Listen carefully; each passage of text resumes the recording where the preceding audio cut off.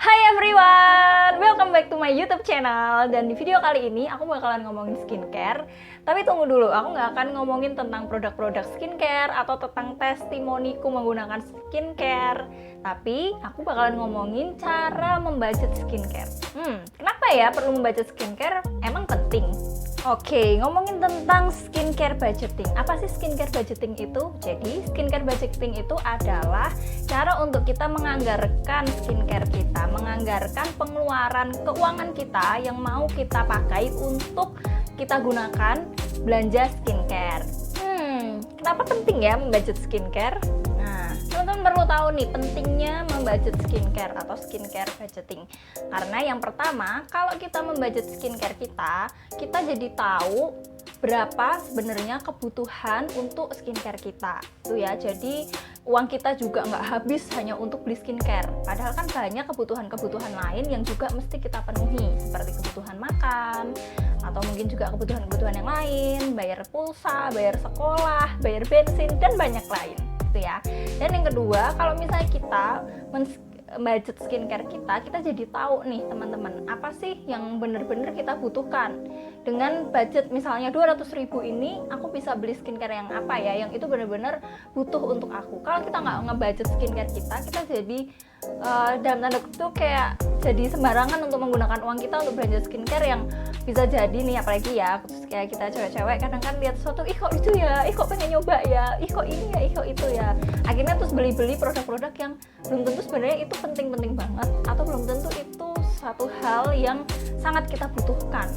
Terus gimana ya cara membudget skincare? Nah, aku ada beberapa tips atau cara yang teman-teman mungkin juga bisa ikuti, itu ya, cara membudget skincare. Yang pertama adalah teman-teman perlu membuat anggaran per bulan setiap kebutuhanmu. Jadi nggak hanya anggaran skincare aja. Nah, ini ada contohnya, oke?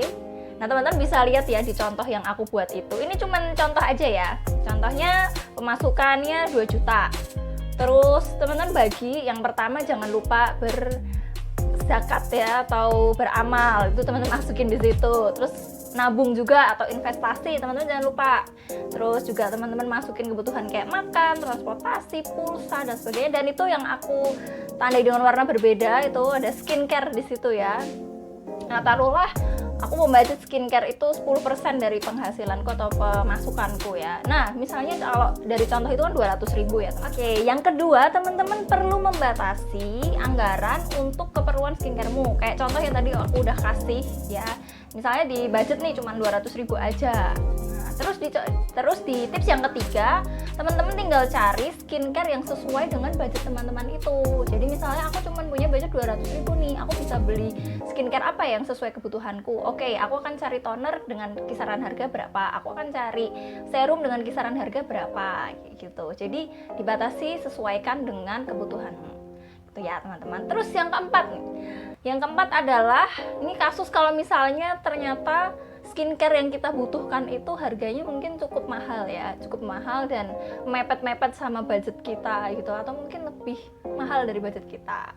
Ada 2 solusi. Yang pertama, kalian menambah anggaran belanja untuk skincare kalian, berarti kan ada yang dikurangi di anggaran lain. Misalnya kayak agak ngirit lah untuk nggak jajan, nggak makan, jadi anggaran buat uang makannya dikurangin untuk masuk ke skincare. Atau bisa juga solusi yang kedua adalah teman-teman bisa menabung ya, menabung. Jadi ada tabungan investasi, itu buat kalau misalnya ada terjadi sesuatu yang tidak kita inginkan, kita tetap perlu investasi ya untuk jaga-jaga. Yang kedua mungkin bisa buat nabung beli kebutuhan skincare yang tadi sedang teman-teman butuhkan gitu. Jadi jangan sampai hanya karena aduh kan aku budgetnya cuma 200.000 tapi kulitku tuh nggak cocok, misalnya di uangku nggak misalnya beli skincareku yang itu harganya cukup mahal tapi itu aku cocok di situ ya. Misalnya kalian nggak ada produk penggantinya sama sekali ya, mau nggak mau berarti kan beli yang itu. Nah, tadi solusinya yang pertama bisa menambah anggaran untuk skincare dengan mengurangi anggaran yang lain.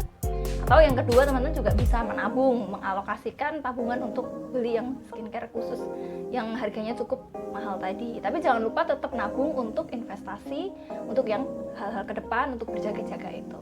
Oke teman-teman, sekian dulu yang bisa aku bagikan ke teman-teman, tips singkatku, semoga bermanfaat. Kalau misalnya ada hal-hal yang misalnya masih kurang atau teman-teman kurang jelas atau mungkin ada bagian-bagian yang tidak tepat yang aku sampaikan, teman-teman bisa langsung komen ya di bawah.